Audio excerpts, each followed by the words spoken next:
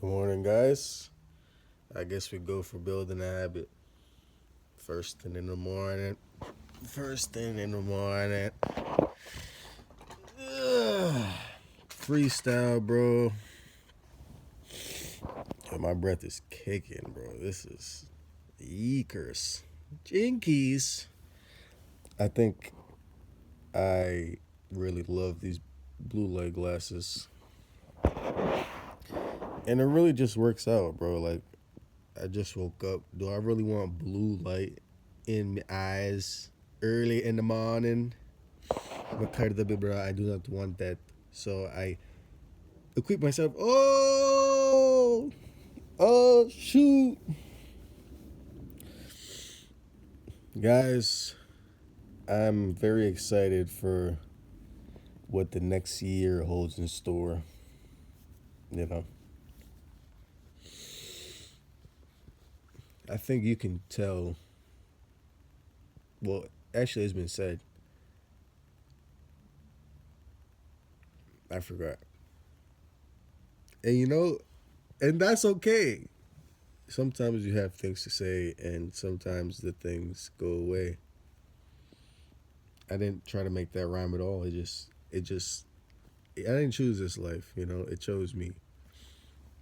The blue light glasses life. It has a way of deciding who the next vessel is gonna be. Imagine a word like that. Like imagine in another life, if there were such thing, I was just someone with glasses, and then I just found myself wearing glasses again. They're not even prescription, bro. But what if it was just such an ingrained part of me at that time? Yeah, this is really a freestyle. Like I'm bull pooping, I'm bull crapping. There's gotta be a different word for that. That is the same. That means the same thing. I'm just joshing. That sounds kind of clean. I'm just joshing, bro. People are so freaking amazing, bro. Like lingo, slang. What is this? It really is just to sound cooler. And what is cooler? Like, why? How is that even a thing, bro? Like, humor. Why are certain things funny and other things not? Like, why is it funny for me seeing like a pigeon just walk? Like, bro, why aren't you flying? Get off the ground, guy. I guess energy conservation. Yeah, yeah. But seeing like their little legs just like.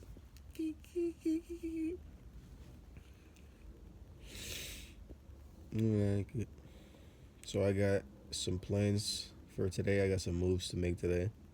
I was meant to wake up a little earlier, and I was kind of trying to get back in the groove of things. It's okay though.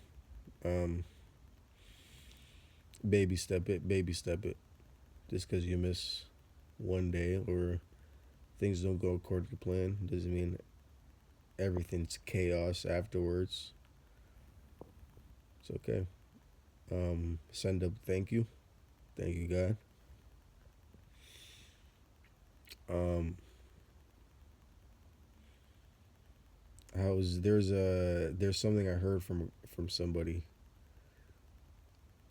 something to say on the wake up when you wake up. The Lord hath made this day. Be glad and rejoice. The revitalizing, rejuvenating, is it power of God flows through me like a golden river, revitalizing every cell in my body, so that every cell in my body dances to the rhythm of the eternal God. Don't you just feel better hearing that? Golden River, bro. Golden River. He flows through me like a golden river. No, did he? God, God, Jesus is literally the only one you could say things that sound Diddy-ish. Like Christ in me. Like Christ is in me. And I don't even care how that sounds, because that's my God, bro. That's my Father, bro. That's my Heavenly Father. You know, I've heard one person have a qualm, low key, two people have a qualm about this cross. They're like, why is it so like, why you got like a big cross? Why are you trying to put it in people's face? And I've also heard like that's not a real cross. One, yes, this is more of like an orthodox type of cross. Two, why you having people's face? Bro, people don't care when they have demonic things in my face. People don't care when they have the things of the world in my face. So take some Jesus Christ in your face and shut the heck up. Christ be with you. You know why it's in your face? Because Christ is everywhere. God is everywhere. This is just more of a gentle reminder of his presence. And look at his face, bro.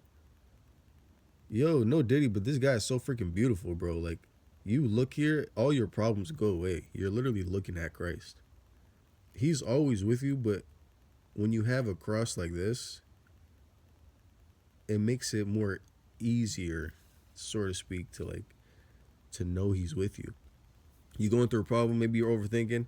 You could mentally say to yourself things of, okay, I'll go through my tool belt of what I say to myself mentally when I'm in the mud, so to speak, or I'm overthinking, or I'm confused.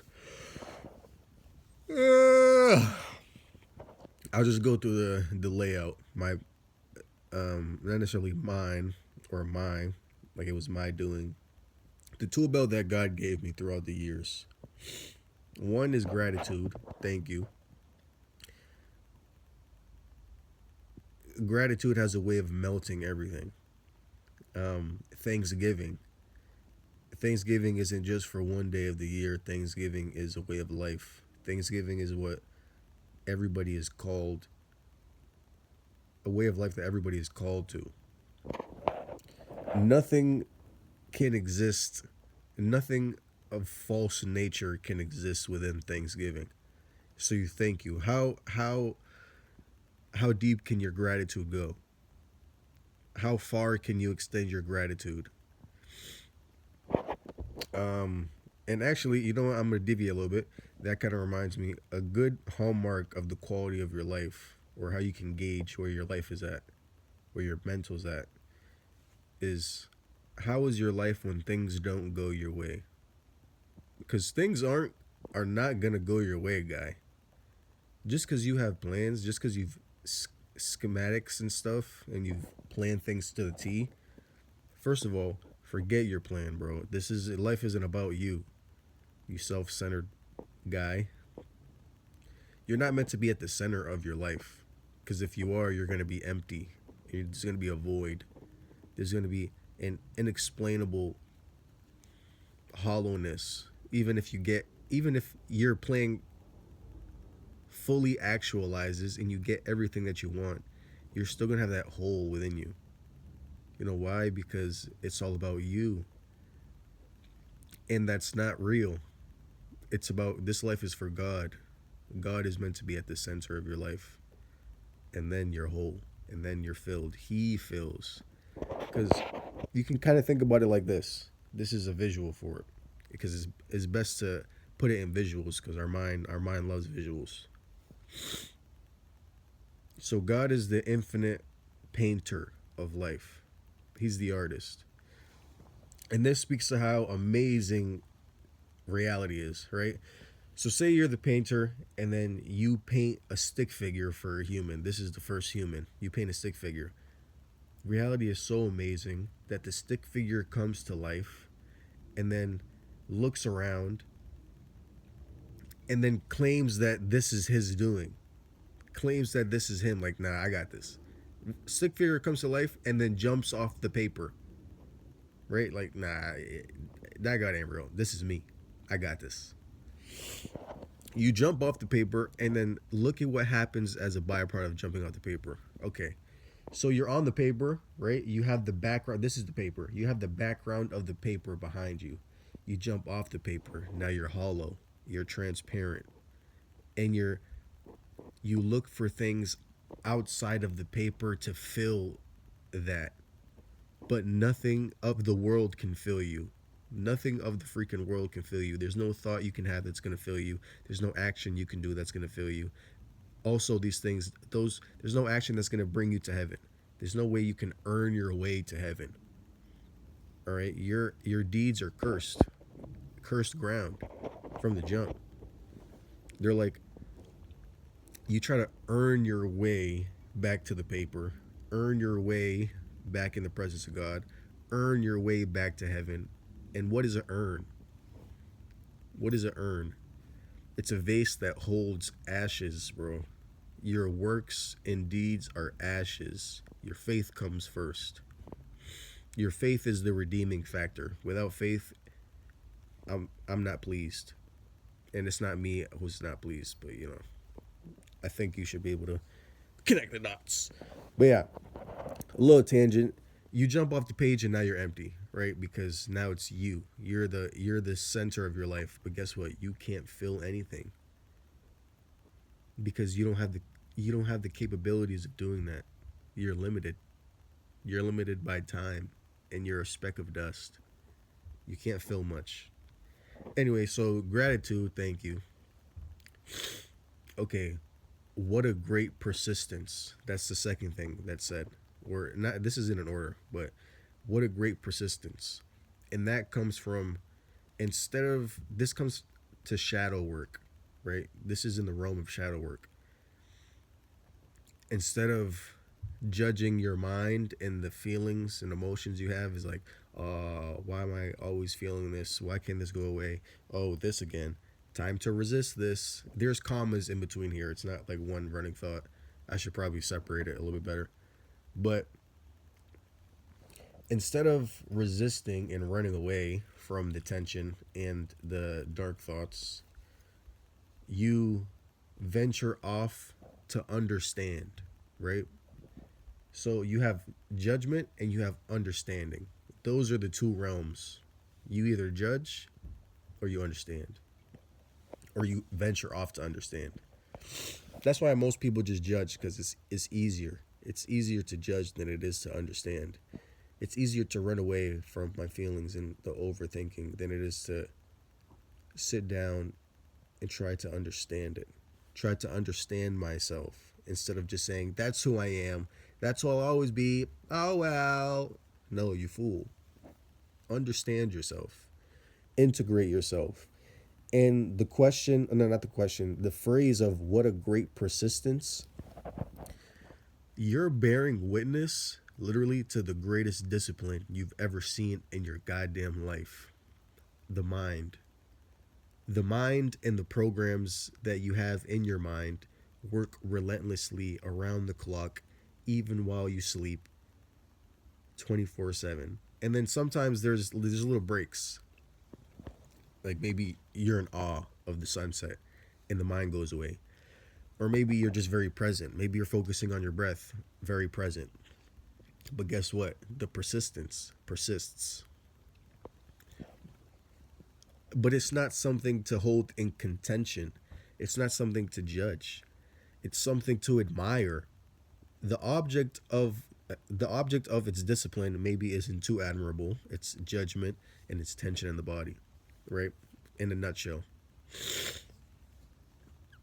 But that was a good sigh. But the discipline itself is so freaking admirable and awe-inspiring. That's your discipline.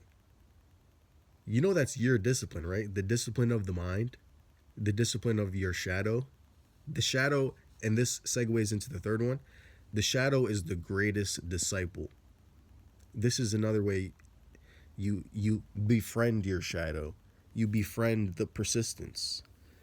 You label it as the greatest disciple.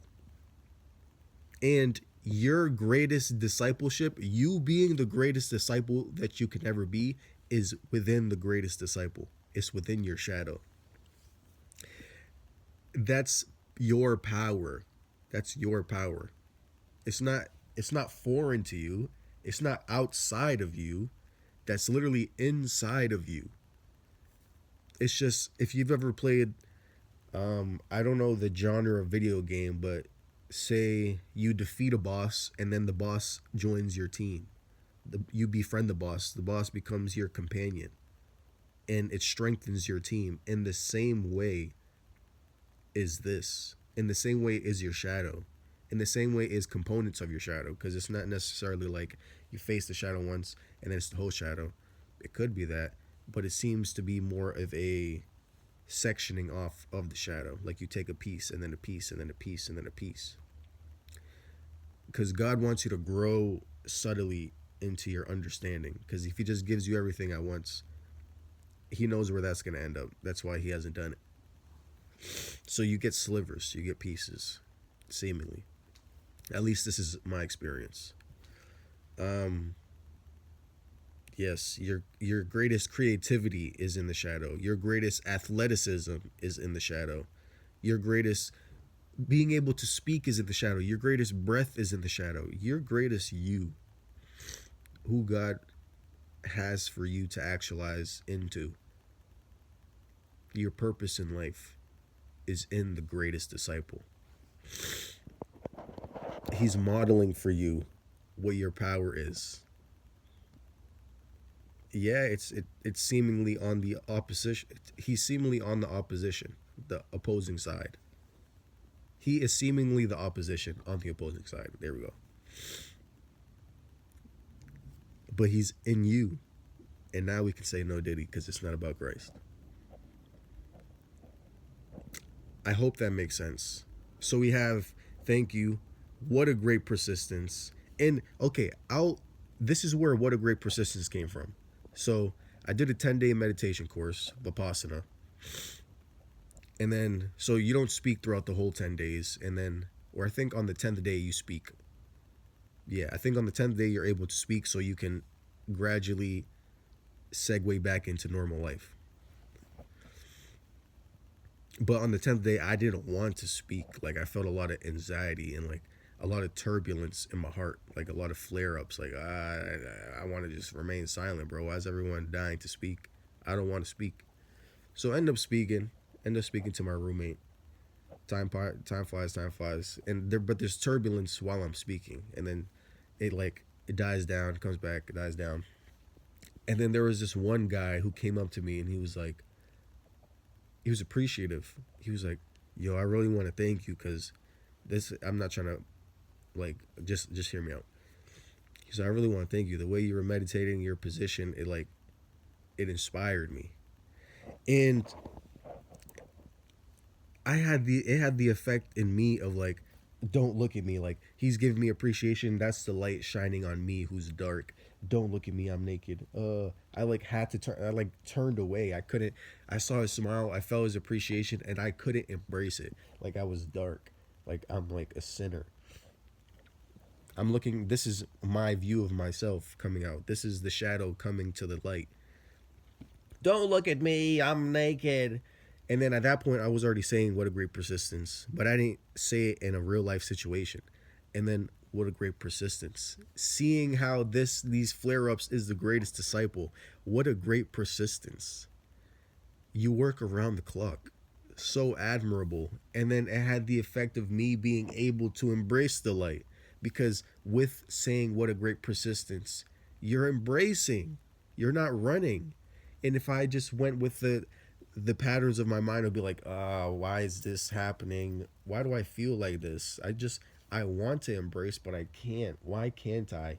And then you're asking questions of why can't you? And then you're going to get answers of why you can't. And you're going to confirm why you can't. Instead of judging, seek to understand. Or more accurately said, seek to befriend.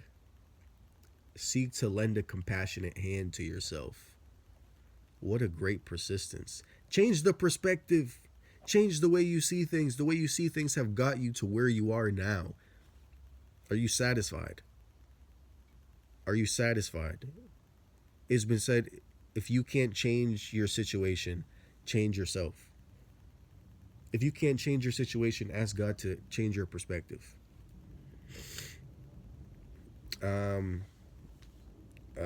Okay, so we have thank you, we have what a great persistence, we have the greatest disciple. Switch those, but the order doesn't really matter.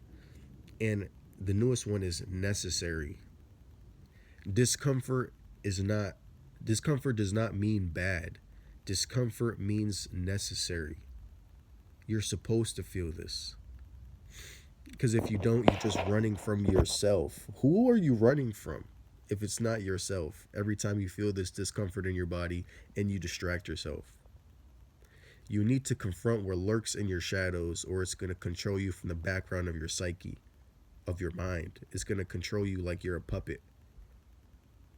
These things need to come to the light, because if not, they'll remain in the dark. And they'll control you from the dark, and they'll just become more of your shadow. You'll add more fuel, you'll give more power. But that's not, in all, that's not necessarily the worst thing, because if you keep these perspectives in mind, you'll just see how powerful you can be. Not to say keep adding to it just so you can see the potential power. You stop doing what doesn't serve you, which is judgment. Judgment doesn't serve you, guy. Stop judging. Non-judgmental awareness. Stop reacting. Stop judging. Those go hand in hand. Corkscrew. This is a corkscrew to live your worst life. You judge and you react. Oh. Respond. Consciously respond. Right? What a great persistence. What a conscious response that is. To a flare up, to the shadow coming to the light. You say, what a great persistence. Not, here we go again. Or you change, you say the same thing, but it's said from a different place. Here we go again. What a great persistence. Like, you're still working. This discipline is beyond admirable. Necessary. Oh yeah, you need to confront what lurks in your shadows, the monsters that lurk in your shadows, because rest assured you have monsters and dragons in your shadows, and they're controlling you right now because you haven't confronted them. That's why you do the things you don't want to do, because you don't have a free will right now. You're being controlled, buddy, by your shadow. Carl Jung says it. He says, if you don't make the unconscious conscious, it'll control you and you'll call it fate. That's so freaking true. You do the things you don't want to do, but you still come up. Like, you still have those conscious thoughts of like, I want to do this thing. But guess what, buddy? You're not in control because you still haven't confronted your monsters. You think they're just going to give up control? They're just going to give up control? You have another thing coming, buddy. And the last thing, I think there's more, but the last thing, we'll do 5, is this as far as I go? And this also couples in with shadow work. Bro, fall. Fall with a smile. Observe everything and fall with a smile. Stop trying to grab onto things for safety. There is no safety in the mind. It's all sinking sand. Sink. Sink. Sink. But you can only do this when you know that someone's going to catch you. God, Christ, Jesus is going to catch you. He's only going to let you go through what you can handle. Fall. Close your eyes and say fall. And then every time that you try to catch yourself and you catch yourself resisting, say, is this as far as I go? You need to confront what lurks in the shadows. Everything. Even when it seems like I can't be thinking this because I'm going to manifest it. I can't be thinking this because this is bad. This isn't even me. I can't. Da-da-da. So where are these thoughts coming from then? If it's not your own mind. Bro, fall. Watch everything. Look at everything. There shouldn't be a single room in your mind that you can't go in, because then that room will control you. No matter how dark it is. The thoughts aren't, these are spirits. They're not you. So get that. These thoughts don't belong to you. So stop letting them live in your mind. Stop letting them go. Stop not putting the light on them. Because when you don't put the light on them, you keep them in the dark, and you keep them in your mind.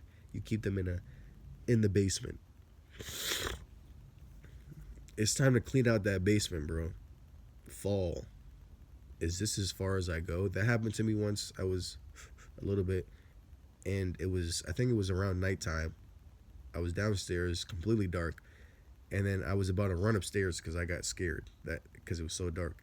And then as I was about to hit the stair, I was like, is this as far as I go? And then literally went to the darkness. I stayed there for a minute. And this is another point. I seen all of the Hollywood programming about being afraid of the dark that came up. Hollywood has programmed us to be afraid of the unknown. And that automatically couples in being afraid of the dark. I was in the dark and I just seen pictures and visuals of Freddy and Jason and stabbing me and grabbing me and killing me. This is Hollywood programming. These are not natural thoughts. Fear is not this type of fear. I can't say it's not natural, but it's a lie. It is deception. It is deception beyond deception. Fear is the greatest persistence. And it doesn't just persist in its highest form, it persists in lower states like anxiety. And even boredom can be seen as a very, very, very, very, very low level of fear. You get scared on a roller coaster. For people who can understand this one, because I said this to someone and she was like, um, that was a bad example. But I think it's extremely powerful. You get scared even on a roller coaster, and you're here. The fear is a lie, or at least for people who've somewhat overcome that fear. You know, who are able to, maybe at once you had to close your eyes, and then you were able to open your eyes. You're still deathly scared, but then you were able to enjoy roller coasters after that. I guess more so for those people, you were you were afraid even on a roller coaster. What does that tell you about your fear? It's a lie. Yes, on a roller coaster, you're up high in the air. It makes sense to be scared. But guess what? At one point, you weren't scared of these things because you understood you were safe. You were held. The situation was under control. Every situation is under control because you're not the one controlling it. It's God. When you're the one controlling it, you give yourself the illusion. You just step in the way of the light and start trying to control things. Yeah, good luck, buddy. Your life's gonna be poop. I'll just tell you this right now. Here's another visual. I'll wrap it up with this. Here's another visual. Life is like a river. Life is like a river flowing in one direction, as it does. There's one guy on a floaty, just floating with the tide, going with the tide. He's chilling. And then he sees this other guy. He looks to his right because he sees someone in his peripheral. He sees someone just like struggling to go upstream. Like he's like,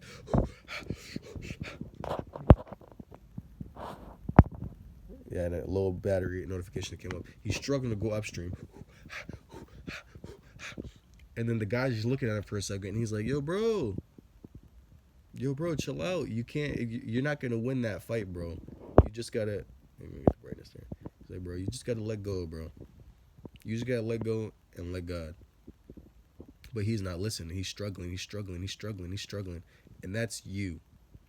That's you trying to control every situation. That's you thinking that you can think about everything and it's going to work out. That's you thinking worrying in your mind is going to get you to any type of conclusion. That's you being unwilling to give up that worry. Give it up to God. Let it go. And everything related to that. All of your burdens. That's you trying to will yourself through these situations. You're trying to swim upstream. It's a chasing of the wind. These pursuits are vain and they don't bear any fruits. The only fruits they bear are more illusion. You bear mirages. Your fruits are mirages. Nobody can eat. Nobody can be satisfied off of these fruits. You're standing on sinking sand, buddy. You need to stand on solid ground. You need to stand on a solid rock. Jesus Christ. Christ is King. My card love you, bro. With that, I leave you guys. Have a good day.